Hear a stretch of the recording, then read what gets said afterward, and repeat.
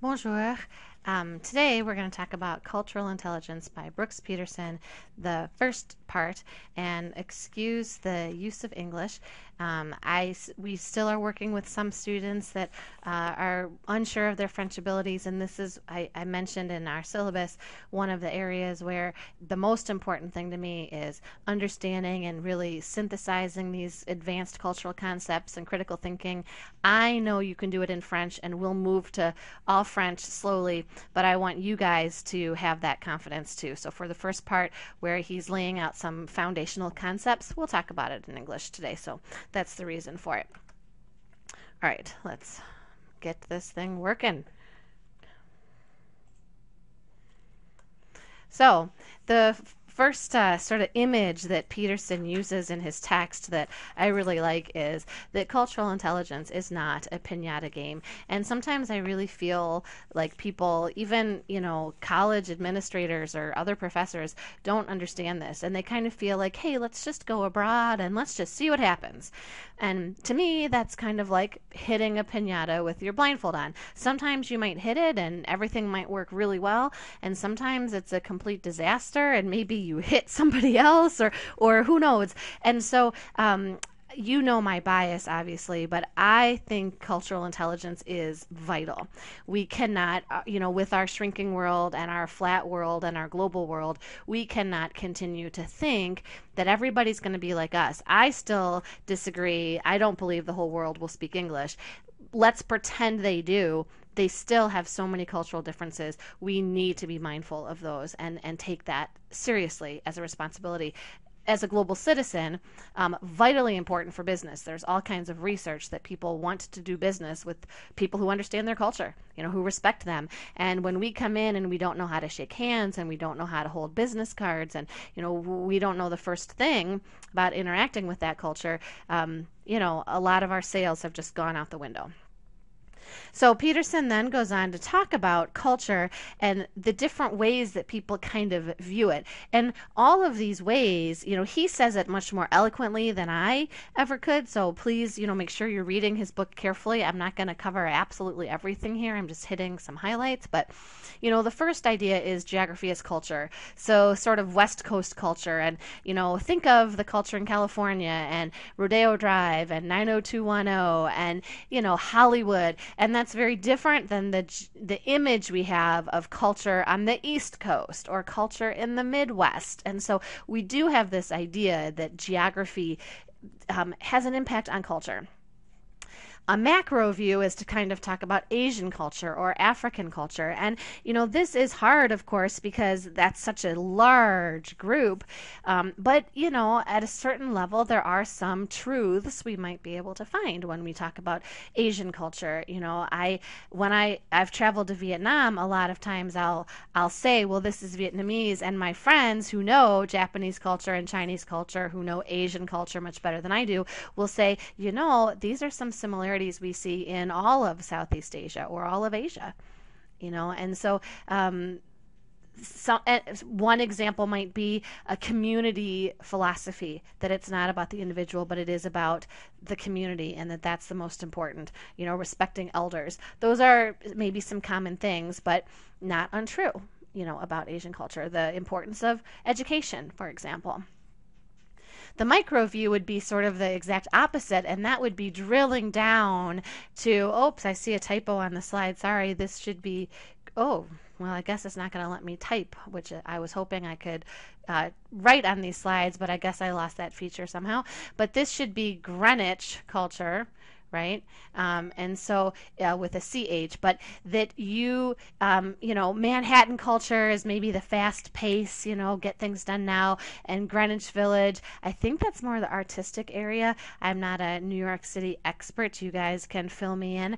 But something I do know is, the culture of your in-laws versus your own family's culture. We all think that the way we do something is the way, and when you get married, let me tell you, you're going to realize you have culture in places you never knew, traditions that you never even thought of.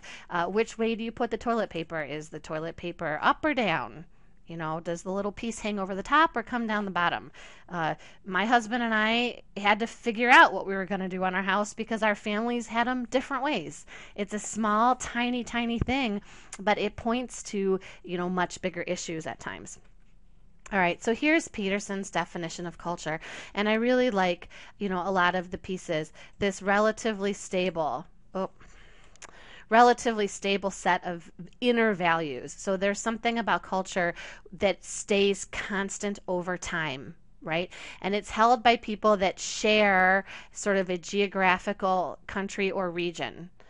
And it's not just those beliefs, it's how those beliefs impact one's outward behaviors. Right? And so those are all the piece, and the environment. Those are the pieces about culture that we kind of have in place. You know, the French have some deeply held beliefs, and, you know, we're talking about the hexagon. When I say, you know, French, or I'm talking about metropolitan France, that impact how they've organized their society, the way they interact with people, that have impacted everything. And so it's important for us to understand those beliefs, to observe the behavior and try to put it all together. It does not mean that it always makes sense, by the way. I guess that's on a different slide, but we'll come back to that. So it might not always make sense. Just because they believe something doesn't mean they act on it. And one example that is notorious is, you know, that French people really like their cities to be beautiful and clean, and they have people with little wooden brooms sweeping off the streets and washing them down with water, and flowers everywhere, and their windows are just, the shop windows are amazing, and then they let their dogs poop on the street. And so it's this contradiction. It seems to be a contradiction. If you value aesthetic beauty, you know, deep down in your core, and that matters to you, how on earth does this outward behavior make sense? Right? So it's not always going to make sense, but if we dig deeper, we might start to come to some, you know, it might start to make sense, or we might have some understandings, or it might be an exception. All right, so I love how Peterson talks about on, you know, page 18, some different cultural analogies, right? Culture is like a pizza, is like a dog with fleas, is like a mosaic, is like a melting pot, is like a toilet, is a salad bowl, is a tapestry, a spider web, a wheat field, a circus, you know, all kinds of creative answers. And I've done this activity with many of my classes over the years, and my students have come up with some really great things too. The metaphor he comes back to a lot in his book is like a tree, right? So the inner core values are the roots that go down deep, and we don't see them, and we have to dig to find them, but they don't change. Those roots are there year after year. If anything, growing deeper and stronger. And the leaves on the tree, that's the culture that kind of changes a little bit, you know, over time. And every year they fall and new ones grow. But there's something constant about it, and yet something that changes. And that is culture. There's something constant about culture, but there's something that's constantly changing about culture too.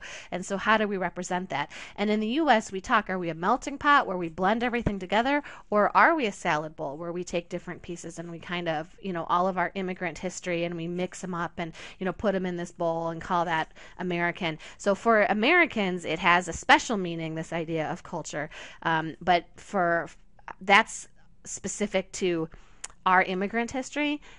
Peterson's talking about a cultural analogy that could represent this concept of culture in general terms. And so I'm going to put a link in our blog, and I'd like you to develop your own metaphor or analogy for culture. All right, culture is like a blank, and then explain it to the class. And if you like one of his, it's completely fine to use one of his too, but I encourage you to really be creative. Include a picture in your blog post and let us know, you know, what are you thinking about? How can we, you know, get a visual representation of this really abstract, difficult to define concept of culture? Okay, we kind of all know what it is, but how do we explain that to somebody who maybe doesn't have the same shared understanding that we do? So that's going to be part of your homework for this chapter, and there'll be a place in our blog where you can put those. So another way that culture is represented is as the iceberg. And Kohlberg, Peterson, One UMA Consulting, there's lots of people that have developed this concept. Those are just three. One of the important things to know about icebergs is this is what happens if you ignore them, right? So in the business setting, it is critical that we pay attention to culture. It is not, in my opinion, it's not even a soft skill. It's certainly not a luxury. This is vital to being successful in the business world. And if you aren't, your ship is sunk. And there are tons of horror stories of people not paying attention to culture, Euro Disney coming in with the American management style and thinking that would work with the French people. Boy, was that a disaster. I mentioned in the forum posts last week, American companies imitating the Japanese management style. That was a disaster. All sorts of stories of, cars being named Nova and trying to be sold in the Spanish world. And Nova in Spanish is Nova, meaning that it doesn't go. Of course, nobody wanted to buy that car. Culture and language are tied, and it's not something that we can easily ignore. So I'm going to use, Peterson has a great, description in his book on pages 20 to 22. I'm going to use One Uma's Consulting. I'm a trainer with them, so I have permission to use it. And there's a website if you want to find more information out about them. But their motto is change is inevitable, right? Progress is optional. So we can't stop change. We can't ignore, how culture is changing, but we can refuse to, get on board. It's just not very helpful. So here's their model for culture, and it's the same as Peterson's, just maybe some different words. So the top of the iceberg, and some of you have seen this before, so I'm going to try to go quickly so that I don't bore you, but it could be a good review. The top of the iceberg are things that you are aware of. It might not always be, and Peterson points out, the first thing that you encounter, but you aren't aware of the deeper things. So it's the things you're aware of, and they're often linked to the 5 senses. So what you can see and hear and taste and smell. Right, you go to the marketplace in Vietnam and the smell hits you. The food in Vietnam, the food in France, the clothing, the music, the language, the symbols that you see around. Those are all things that you are hit with. And this is also where a lot of courses stay. In a lot of high school courses, even in a lot of college courses. We make crepes. French Club makes crepes. We do it all the time. That's top of the iceberg. It's culture. It's important, but it is on the tip of the iceberg, right? It's a great way to get people introduced to things, but it's not going to close your multi-million-dollar sale necessarily. And so we have to be careful as business professionals, university educators, that we don't just stay at this level of things, that we do dig deeper. And when we dig deeper, these are things that are outside of our awareness for the most part. And, read through some of those. Peterson has a lot more examples. These are things that we don't think of. These are opinions and attitudes and philosophies and values and all kinds of things that are hidden. They're out of our awareness. They're under the iceberg. And so, how close do you stand to somebody? What does it mean to be on time? Should you make eye contact or not? Is it the same for women or men? In some parts of North Africa, you can't use your left hand, right? Because that hand isn't considered clean. The tempo of work. Americans make this mistake constantly. They go to France and they plan for a 1-hour, business meeting, and the French people want to go out to lunch. And it is not culturally acceptable to bring up business until they bring it up. Right? And so the Americans are kind of watching their clock and watching the time tick away and snapping their fingers, come on, let's get to the business. And often in some of my business lunches, often you don't even get to business during lunch at all, or even during the first day. And that's really hard for Concordia to understand. Like, well, what do you mean you can't go in and handle this in 2 hours? Well, the French care about relationships more than business. They want to do business with someone they like, with someone they have a relationship with. And so if I come in and I push an agenda, they will not like that. But if I go and I work on our relationship and I work on getting to know them and building trust and, showing respect, then they're much more likely to do business with me. And so now I've spent 15 years working up relationships with them. A lot of times now we will get to business during lunch, but it's like the last 5 minutes of lunch. And that's when they'll say, oh, by the way, we read your proposal for this and we think we can do it, or whatever. But you are not supposed to bring it up as the American. You wait for them to do that. And in the United States, if somebody came and spoke for 2 hours about their family and wanted to go play golf, we'd kick them out. I mean, we just have a very different tempo of work, a very different way of handling a business meeting. And those are very important concepts for us to think about. And I'm trying to give you business examples, but there's obviously, these are examples that are important for educators, for studying abroad. I just think for everybody. So, all right. And remember that 9/10 of an iceberg is out of sight, below the surface, hidden. And so 9/10 of culture is also out of conscious awareness. It's out of sight. It is hidden. And so you don't even realize, and part of this course is trying to bring some of it into your awareness. I'm going to show you a slide for that in a second. But you don't even realize that it's an issue until sometimes you have made a mistake. And we live and learn, right? No book can ever tell you everything. No class can ever tell you everything. But we are trying to, at least if you understand this concept, you can react a little faster, and you can salvage the relationship. So Peterson then goes on to talk about cultural values, right? The principles or qualities that a group of people will see as good or right or worthwhile.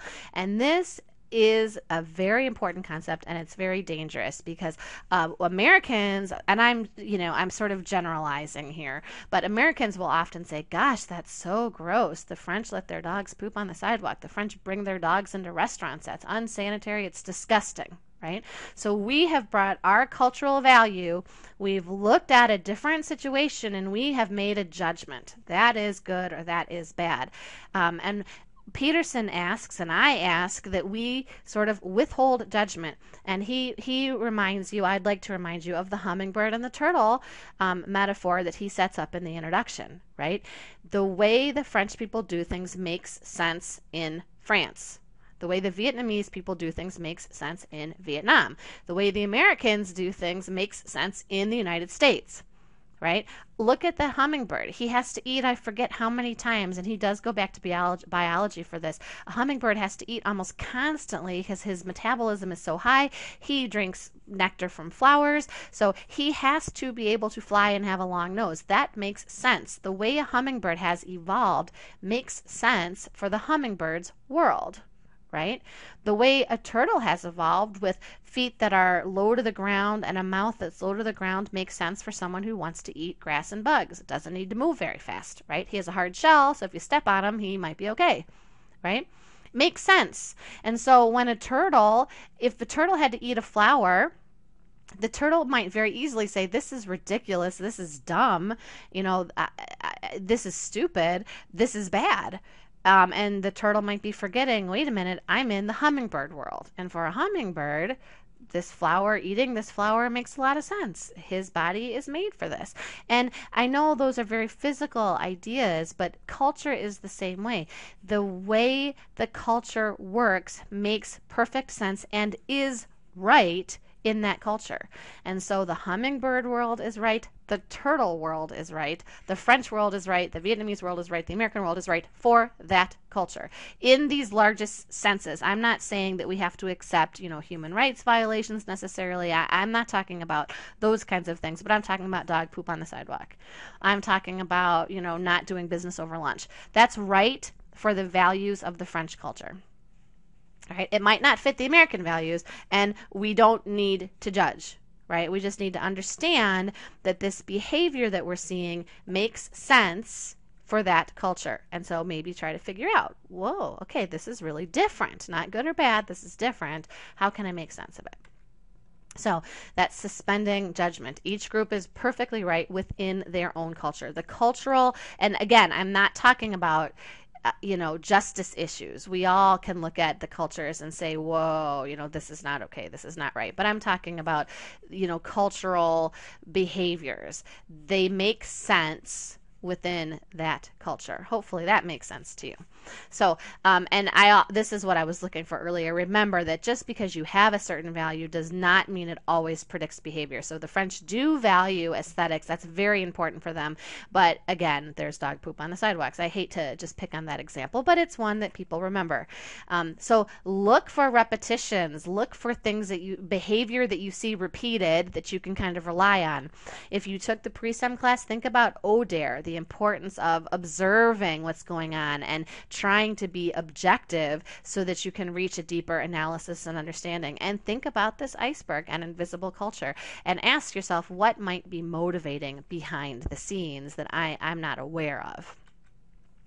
Another way to nuance culture, and I'm going to tie this together. Today's sort of a long video, so thanks for bearing with me. But another way to kind of nuance culture is this idea of big C culture versus little c culture. And this will be on your quiz, as will the iceberg, next week. So big C culture is classic, big themes, tends to change slowly throughout time.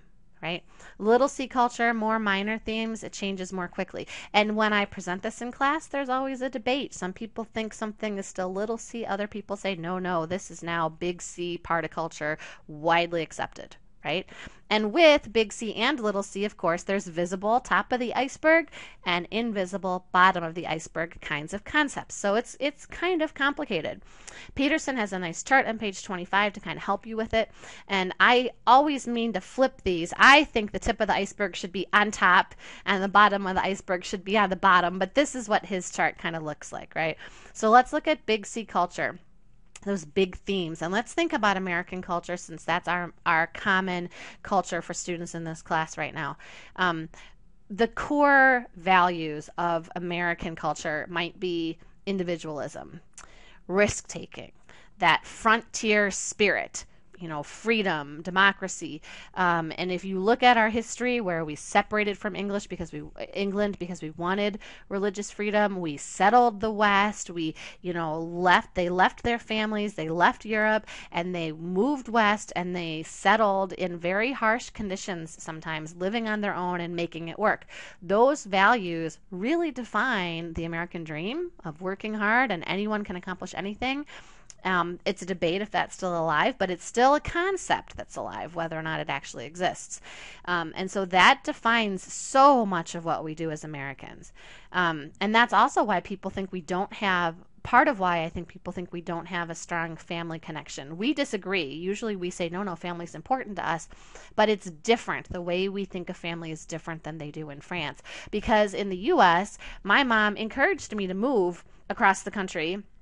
I'm 20 some hours away from my parents by car, 2 plane rides away. I cannot get home quickly if there's an emergency. And my parents encouraged me to leave home because they thought the opportunities in Fargo-Moorhead were better for me, and were the best thing for me versus staying home. That individual, this is good for you. It's not good for the family. We want you home, but it's good for you, so you need to go, right? That would not happen in France or Vietnam. So that is something very American, that we say, nope, your individual needs are so important that if it's best for you to leave, then you need to leave and take this opportunity. Some big C visible culture, geography, Mount Rushmore, Washington, Lincoln, jazz music, right? Those are big Gone with the Wind, right? Classics that are associated with American culture that have stood the test of time, right? So for little c culture, let's start with visible culture, since that's where we just were. What clothing is fashionable right now? Yoga pants, food, cupcakes maybe. There's like a big cupcake move, and Gigi's Cupcakes, and I don't know. You guys probably have better ideas for this than I do. From music, One Direction, I hear Justin Bieber is making a comeback. Maybe those are for the teeny boppers and not for college students, but those are topping the charts right now. Now, will Justin Bieber be something that makes it into big C culture? I don't think so, but time will tell. Right? He's something we're talking about now. We might not talk about him in 5 years or 10 years or 20 years, right? Madonna, is she big or little c? Maybe she's moving into big C. Michael Jackson, maybe he's big C, right? The Beatles, probably big C, right? But it's a group that has really changed things, not just music, but they are reflecting our core values. And so Madonna, that individualism, that expression, reflecting core values. What is interesting about Bieber that I think might become big C, I'm not saying he will, but this idea of publishing yourself on YouTube and becoming a celebrity, right? That is an invisible popular issue right now. the Kardashians, people that are famous for being famous. Anyone can be a YouTube star. You just put yourself out there, you do crazy things, and eventually it doesn't matter if you're smart or you work hard, but if you get enough followers, you can be popular. That's a phenomenon that's happening right now that goes against our American dream of working hard. Do you see that? I'm on the invisible culture side. You know, this popular issue, famous for being famous, against the American dream core value, there's a big difference here. It'll be interesting to see what happens. But this is a fundamental shift in our society if it continues. And Bieber's an example. As I understand it, he was found on YouTube and became a billionaire, you know, very quickly at a very young age. What does this mean for our core values? How is this going to change things? Those are some really interesting questions. We don't know yet because we're still in this little C, side of things.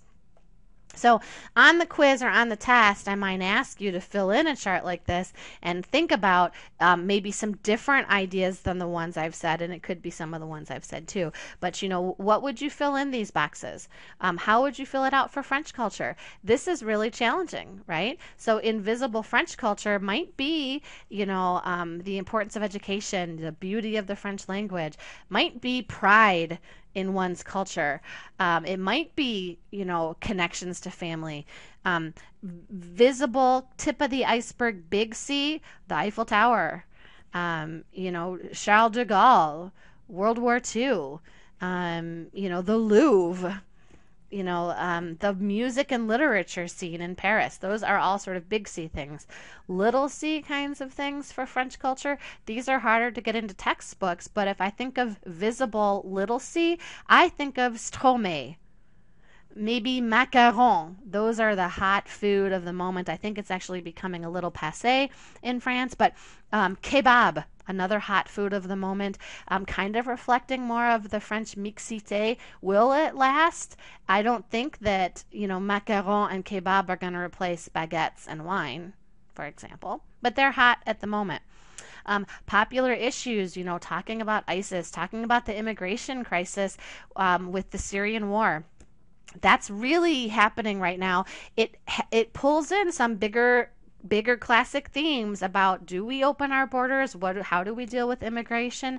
What's the European Union? Do we do this as a country? Do we do this as a union? So it brings in themes from all over. But this is an issue right now that didn't exist earlier. Right? It's an opinion right now. The Front National being popular again. It's because of these immigration issues that are happening right now. When they're not happening, the Front National loses popularity in general, right? And so that could be considered little c. At a certain point, it might move over to big C. And again, it's a debate. Some of these things are up for debate. I have here Mexicans because I did this lecture to Mexico, and Peterson actually uses Mexican in his section too. But it's interesting to think about comparing cultures, and a lot of you mentioned in your surveys from the syllabus quiz that you are really interested in comparing culture, and I know we've got some Spanish speakers in the class. So, think about families. What is the U.S.? We say families are important, but what are our actions? How are Mexicans or French people interpreting our actions? They see me moving away from my family, and they interpret that to mean that family is not important to me. We can argue about whether that's a right or wrong interpretation, but that's how many people interpret it. Right? The French people don't want their kids to leave the house. Again, I'm speaking in very general terms. They want those kids home. And you need to stay close to your family and support your family and take care of your family. Americans might say, well, that means you don't really love them. If you really loved them, you'd want what's best for that individual person, not what's best for the family. Do you see how our values, our norms, impact how we interpret different situations? And that comes from the bottom of the iceberg. All right. Another way to think about culture, and I've talked about this in some classes too, are the 3 Ps. Products, and this is from ACTFL, the American Council on the Teaching of Foreign Languages. Products, practices, perspectives. And I really like to use this, especially when you're abroad. Look around you. Right? What's the product? So here I have Coca-Cola. It's a beverage. Easy, right? The product is often the easiest one. Practices. What do you do with it? Well, you drink it. Maybe you recycle the bottle. If that's a glass bottle and it looks like a glass bottle in this picture to me, maybe we use it to play, that hoop throwing game in the yard. Maybe recycling is a practice that gets associated with glass bottles. Certainly, the fact that glass bottles are banned at most sporting events now, or most events, period, and so we have fewer and fewer glass bottles because of security issues after September 11th. Do you see how those are practices that get pulled in to something as simple as a bottle of Coke?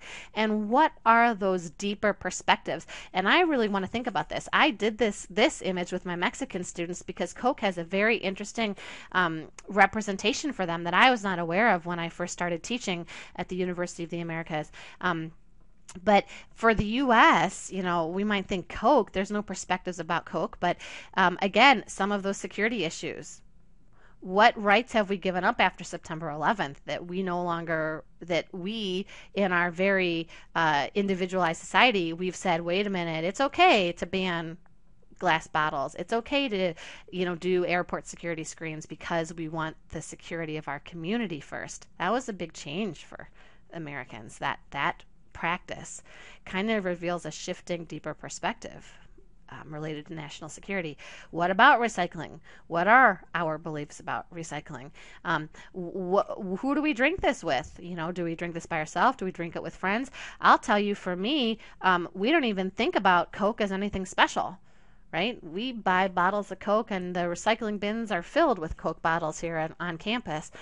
In France, the family will buy like a liter of Coke to last the entire week, and people essentially drink it out of little tiny shot glasses, and it's a special treat that is shared among family and in conversation and in community.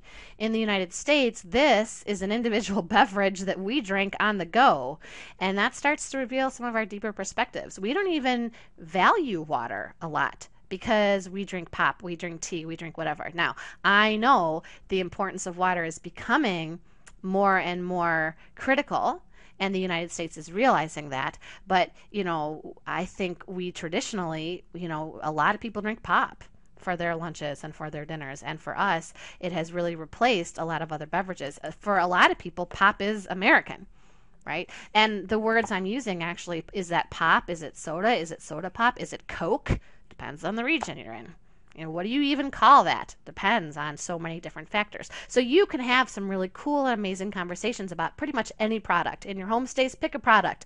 Ask your family what they do with it and start to think about what that means, right? This will help us get at those deeper, under the iceberg kinds of things. All of this, what we're trying to do is we're trying to lower this bar of things that you are unconscious of and bring more things into your consciousness. Right? And so the way this table works, consciously unaware, these are things that you don't know, right? I know that I don't know how to speak Chinese. I know that I don't know how to speak Chinese, right? It doesn't cause me any stress because I'm aware. When people speak to me in Chinese, I don't expect to understand. I know I don't know Chinese. I'm trying to learn. Right? And here are the things that you're consciously aware of. These are the things that you know. I know how to speak French. And so if somebody doesn't understand my French, that might cause me some stress because I think that I've got that box checked. Right? So that it can cause stress. But by and large, if you are, honest about your abilities, this top part, feels good. Because you don't know it, and so it's okay. Or you know it, so it's okay. This under the iceberg, this is the part that causes the stress, right? There are some things that that you don't know that you know, right? Like you don't know that you know how close to sit next to somebody in an American classroom. You don't know that you know how far to stand away from people in line, right? You don't know that you know how to behave appropriately in a cafeteria in DS, right? When do you get your silverware? Where do you sit? How do you handle the napkins and the trays or whatever it might be? You've learned all those things, and at this point, you probably don't even think about them, right? But when you're a first year student coming to campus, all these things make a big impact on you. Here are some of the most dangerous things, and these are the things that you don't know, right? You don't know that you don't know how to behave at a family meal in France.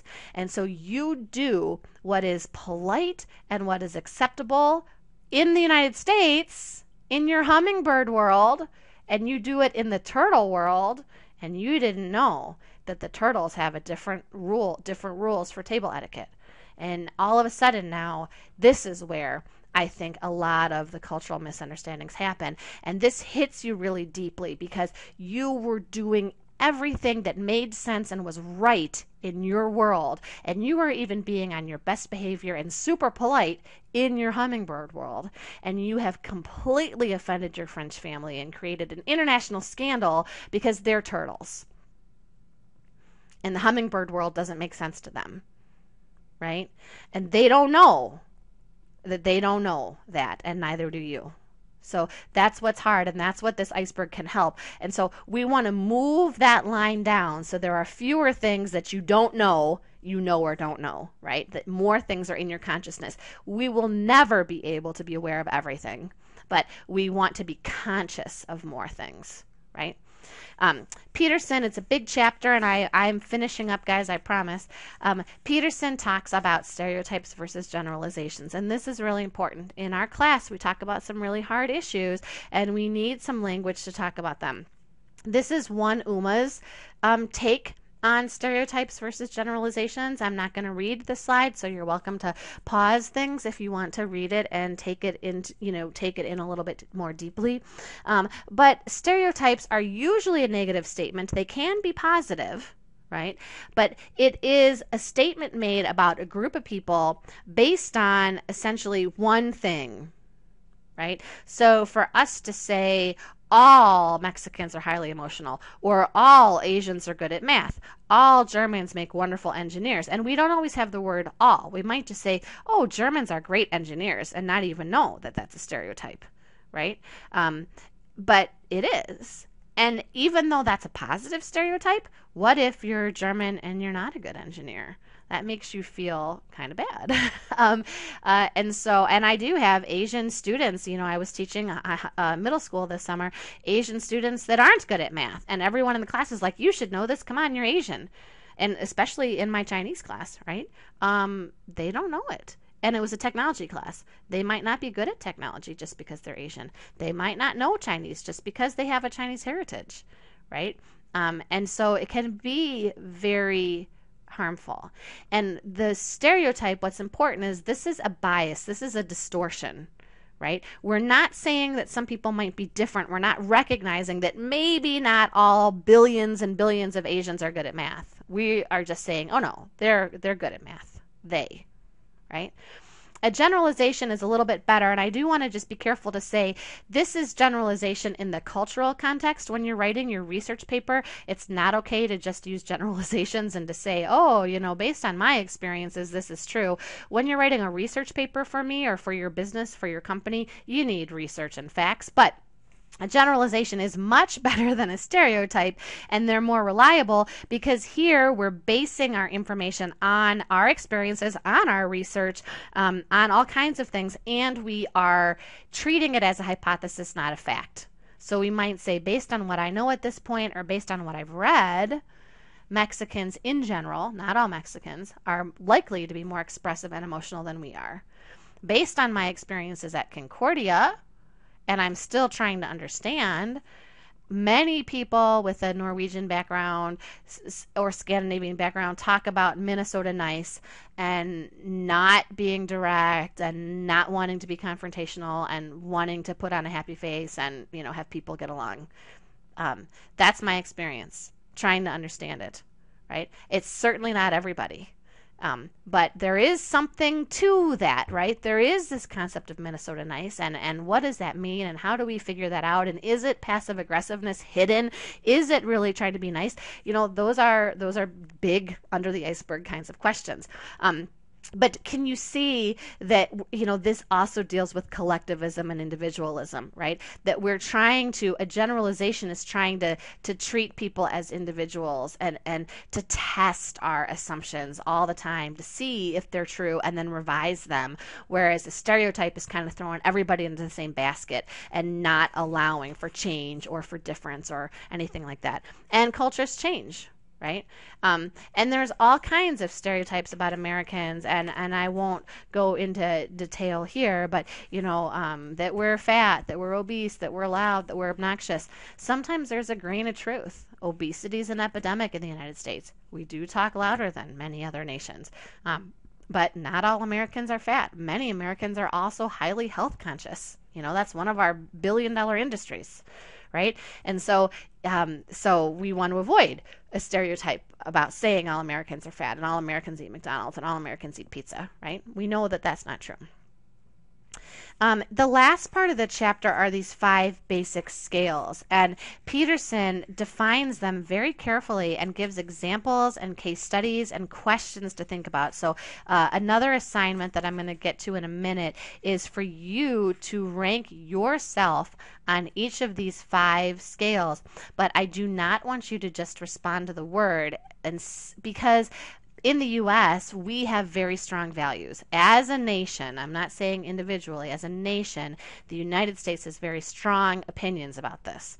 So when we see words like equality and hierarchy, the U.S., by the way, is over here, right? We're on the left, all the way over to the left. And we say, no, equality is more important than hierarchy, of course. And we call our professors by their first names. And, the boss acts like he's a regular guy and wears jeans, those kinds of things.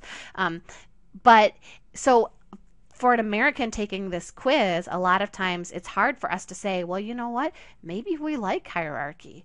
Maybe we like knowing where we stand in things and we feel more respectful doing X, Y, or Z. So please don't just respond to the words. Really read the questions and read the case studies and start to think about them. And also know, and Peterson explains, there's no black and white. It's not like 4.1, right? This is just a general kind of thing. But what is important to take is that once you understand these terms, the U.S. is over here on the left. And truly, the rest of the world, where's my world slide? The rest of the world is over here on the right. And that's part of why the U.S., I think, is so polarizing. People love us or people hate us. We are different. And we're kind of different than the entire rest of the world, right? Sort of exact opposites on this spectrum. That does not mean you individually, which will be your assignment, you are not necessarily a direct opposite from the rest of the world or from your native culture. There are shades of gray. But in general, the United States is direct. The rest of the world prefers indirectness and tact. That Minnesota nice comes in very handy in France and Vietnam and other places, right? That relationship that I talked about earlier, the U.S., time is money, let's get that task done, let's move on. The rest of the world wants to get to know you, wants to build that relationship. Again, I'm speaking in large generalizations based on tons and tons of research, but each individual can be different. And so we will actually, here's an example that's in the book, but you're going to take a test, you're going to think about this for yourself. But friendship, and this is on, I couldn't make my PowerPoint slide behave, so I'm sorry, but this is on page 45 in Peterson's book. In the USA, you have to imagine that this outer line is, stop doing that slide, sorry, that this outer line is dotted. Right? In the United States, it's very easy. We have lots of friends on this outer layer that kind of come and go, and we see them in class and we chat with them and we say let's have coffee, but we never do, and we're not offended because they haven't gotten into these deeper levels of friendship, right? In France, this outer wall is solid, not dotted. And this inner wall, if anything, I think should be dotted in France. So it's really hard to make friends in France. It takes a long time to build up a relationship, but once you do, you can go straight to the middle, straight to that deeper friendship pretty quickly. And so there's a lot of misunderstandings that happen because we think that the French are out here. The French think that we are in here, And so when we say let's have coffee and never call, we figure, hey, no big deal. It's just an outside acquaintance, somebody we had in class. And the French might be thinking, whoa, we let down our guard and we were going to let this person into our inner circle and be friends for life, and they won't call us back. Really important for us to know. We're seen as superficial. We're seen as uncaring because we say, hey, how are you? And keep walking. We don't really mean how are you. We aren't really interested. That's a greeting for us in the United States. It's not in France because their wall is up. If they stop to talk to you, if they stop to ask how you're doing, they want you to tell them in general. Right? And Japan is even different. They have this dotted line even on the outside, and then they have a big thick line, and he sort of explains it all in diagram C on page 45, right? At what level are you? It's very hard to know, and that's just one tiny example, but one that affects our students a lot, especially when they're abroad, and it's important for business. All right, so in your blog, you're going to look at those categories, tell us where you are, pick a number for each one of those 5 categories and why. Right? And again, read those descriptions and really think about it because it's kind of revealing, and it's really important for you to know yourself and where you stand on these things, because we want you to go out in the world and to be doing business with people from all different nations and all different cultures and interacting with people from all over. And it helps if you kind of know where they are and you kind of know where you are and how there might be places of similarity and places of difference. Okay, and that PSCI, the Peterson, maybe it should be Peterson Cultural Style Inventory. Anyways, we're going to talk more about that next week, but you will actually get to do some questions that you will get a number, you will get a score, and you'll get to compare yourself with over like 250 different countries. It's very cool. So if you have any questions, please feel free to contact me at any time. There's so much more we could say, but I've already spoken way longer than I originally intended. I love that letter, on page 56 to 57 of his book. It makes me laugh every time I read it. These are, Peterson gives you so many examples of how this plays out in the business world and when you're abroad or when you're interacting with people from other cultures on a daily basis. So please read, the last part of, we'll read everything carefully, but this last part of chapter 1, he's got some really great examples, and I have so many stories I could tell too, but I'm going to stop looking at the time. I look forward to reading what you have to say in your blogs, and I hope that you guys have a great day. Thank you for listening, and au revoir.